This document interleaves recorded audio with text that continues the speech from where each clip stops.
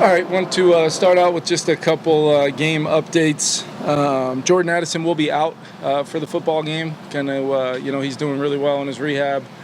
Don't have any kind of timeline on next week or anything like that, but he will be out for the game this Sunday.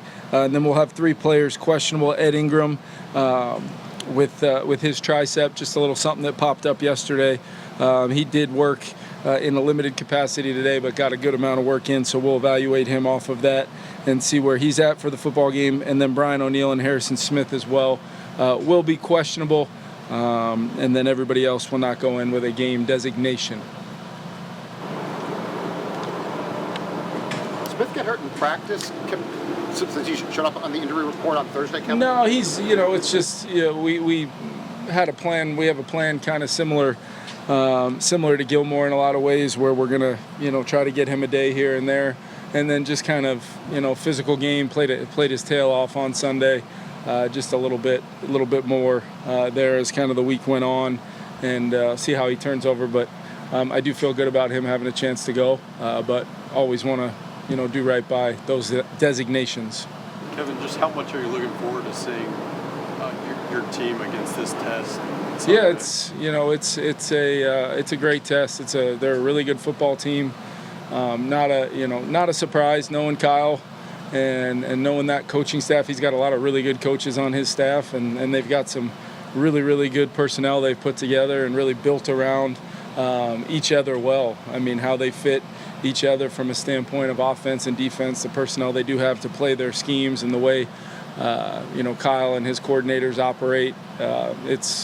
It's a challenge for sure, and I'm excited, to your point, Alec, of seeing our guys against that kind of challenge, and very fortunate to be at home with our home crowd, and it's been an emphasis of ours to play well at home, and no greater test than in our conference than the defending conference champions coming in. What do you see when you watch Brock Purdy on tape? Like, what stands out to you about him? Yeah, I think he's got really, really good field vision. That you really separate some of the guys that maybe aren't 6'5" and standing in there like an oak tree. He's got some great athleticism and pocket movement. He's a willing thrower even when there's some things going on around him, and I think he's got kind of a unique accuracy where it's play specific, where he always seems to put the ball where he needs to. And a lot of guys can be accurate, and then they get into those game situations. And that consistency, doesn't always show up. But that's what shows up to me. When I turn on the tape and watch him play, I see a guy playing the quarterback position at a really high level, getting all his teammates involved, capitalizing on the run game they do have, and then understanding the play intent of what they're trying to get done from a play caller standpoint with Kyle. So that's what makes it such a challenge. And then, I think just as a whole, just their team, how hard and physical they play for 4 quarters. It's something that you got to try to get your team ready to deal with, because they're a really good team. You guys were thinking through the run game through the offseason. How much does the impact of Justin Jefferson and just getting light boxes as a result of that help you guys? Yeah, I think for sure it's a part of it. Justin, I think, is probably priority number 1 for most of the teams we play, and we've got to take advantage of that with our understanding of that information and how we use it to help our players, play faster, play better, have a leverage or angles or numbers advantages in the run game. But running the football always comes down to winning the line of scrimmage and seeing how many of your guys you can get on combinations working across their side of the ball, as those guys are trying to win the line of scrimmage right back. And when you've got linebackers like they do, with Fred being the best in football, and I've had a ton of respect for Devondre Campbell for a long time. They just that box count, it can be friendly, but yet be very unfriendly. So you've got to do a very good job of making sure you know exactly where you're going, who's targeted, where you got to get to on the second level, and then be ready to go deal with some athleticism on the second level as well, with the speed and explosiveness of their ability to play sideline to sideline. But yeah, when Justin is out there, you feel the coverage structures for a lot of teams are dictated and depending on the down and distance based upon where he is in the formation. Is with guys like Jalen, BP, Trent going into Jordan's role?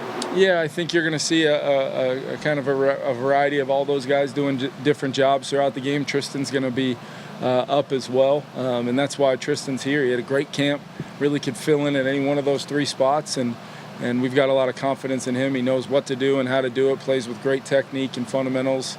That's where Tristan earned the right to be here, no doubt, but having a guy like that to step in these moments is very comforting for us as an offensive staff, and I think for Sam as well. But no doubt, not having Jordan out there, he had a great game against him a year ago, some huge plays for us. So we're going to have to pick up for Jordan with some guys that we're confident in, starting with Speedy and BP and Trent, and then Tristan mixing in all three of those spots. With Brandon Powell, last year when he got here, kind of looked like he might just be a punt returner, but developed into a good receiver for you. What did you see as far as his development at the position? Yeah, I think he's, he kind of always surprises people with his play style and his toughness to do a lot of different jobs, both in the run game, and then he's got pretty elite quickness and change of direction to try to win. Works really well in some of the formations, whether it's stacks or bunches, when he's working with Justin or Jordan. And always seems to, be where he's supposed to be when he's supposed to be there. He's made some big plays for us that kind of maybe put him in the minds of a lot of our fans and teams we play. But we've always expected BP to go out there and be really good in his role, regardless whether that's first or second down, third down in the passing game, in the red zone to try to help us, run it in like he did last week. He's just got a really good feel for our system, and I feel a lot of confidence when BP's in there for sure. On Justin, he talks about, especially with Sam or Kurt before, just trust me. But you're the guy who ultimately calls plays. How do you interpret that? Like, is there a line where you're not going to do something despite his talent because of the danger, Kevin? Or are you in that trust tree of, to the ordinary guy, you wouldn't throw that ball, but with Justin Jefferson, it's a different. Yeah, I think definitely to the last part of your question, Justin is not an ordinary guy. So we talk a lot about leverages, techniques. Where is the defender? If you've got, I got a chance to have a pretty up close and personal seat to watching Jokic play in the playoff series here, and he posts up and catches the ball a lot of different ways. There's really no good place to stand when you're defending him. That's kind of the way we talk about it sometimes. Not that Justin is 7 foot tall, but his catch radius and his ball skills, we hope, are a little bit better in some critical moments when he's got some ops than the defender. And there's a lot of really good defenders in this league. There's a lot of really good guys on that side of the ball. But when Justin gets in those positions, and we've worked it because of the work we've gotten against Flo and how he defends Justin when he's out there, I don't think it's our first time feeling that in a lot of ways. It may be for Sam that game day, that particular op, but we've tried to replicate those things. And then I think, Judd, it's play specific. There's some times where we set up the concept based upon how they might take away Justin, and if they do it the way we think they're going to do it, hopefully we've got some really quality options to get the ball out in rhythm. Where the balance for me is making sure that I don't veer too far either way in that world where A, Justin's getting 15 targets, but how many of them are quality, and B, we want to get them as many targets as we possibly can. So there's a fine line there, all well knowing you want to run the rock and marry the run and the pass.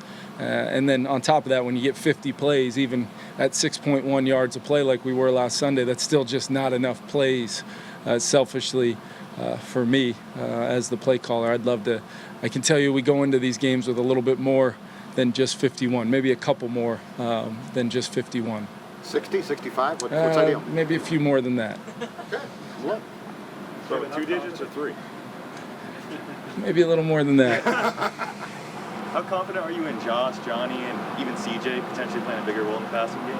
Yeah, I think you saw it last week. Josh, CJ both in the game, and we had some great runs with that grouping in there, and then we were able to generate kind of an explosive pass like that, whether it's in the play pass game, the drop back game, keeper game, screen game, whatever it is. We want to marry every sequence and phase of our offense together with what we're doing in the run game. And you'd like to say, I tell our guys sometimes I'd like to be able to hand our opponent the call sheet, and hopefully the conflict we're putting with things starting out looking the same but end up being different cause enough confusion and just enough uncertainty that we really give our guys an advantage to play fast and take advantage of that particular call. But it all starts up front. It all starts with our ability to sustain on the line of scrimmage and, get into those manageable D&Ds. And a big part of it, to be honest, is just it's hard to be in those bigger groupings when you have early down penalties. And now you're 1st and 20 or second and 15, 2nd and 16. You're really trying to get back on track at that point. And the defense no longer feels, in many ways, like they've got to match your personnel. So the advantage that you have at that point, especially to get the defensive structures that you planned on, isn't always there. So that's why staying manageable, keeping the entire call sheet available for all 3 downs is pretty important to me. Last 2. I'll take one more. Is Van Ginkel going I to watched be... you, by the way, go through a full process right there. well, You shook it. You were like a closer in the bottom of the ninth. You shook it off twice. And I'm like, should I ask another question? But it was 2 more, so I'll take this one. You were going to take the last one. You want to be the closer. I got it. Is Van Ginkel, is this Wednesday off, Thursday practice, but not full, going to be just a trend for a while? No, I think it's going to be week to week, based upon just how he's feeling. He's played a lot of football, but yet I still don't look at him as a guy that necessarily, hey, we're going to give him a day or 2 here or there just because he's such a beacon kind of within the defense of a hub of communication and helping to get guys lined up. And when we're checking things and going to this, we know that he's going to know exactly what to do and maybe help 2 or 3 guys do their jobs even better. So every day we can have him out there.